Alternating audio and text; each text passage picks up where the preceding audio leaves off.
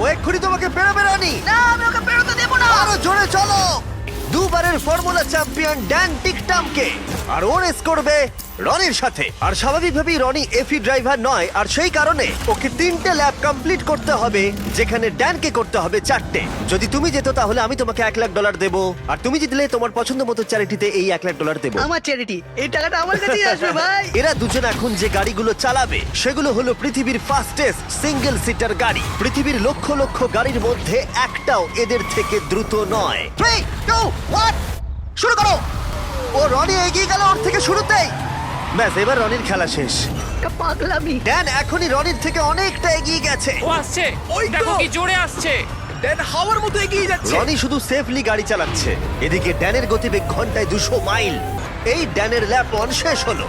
ও মাই god, Roni finally ওর প্রথম ল্যাপ শেষ করলো। ওই তো আসছে।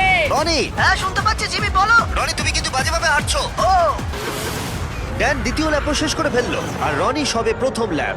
আরো জোরে চলো। চলো। আমি ফুল থ্রটল দিয়ে আছি ভাই। ও এক্ষুনি তোমাকে পেরোবে রনি। না আমি ওকে পেরোতে দেবো না। আরো জোরে চলো।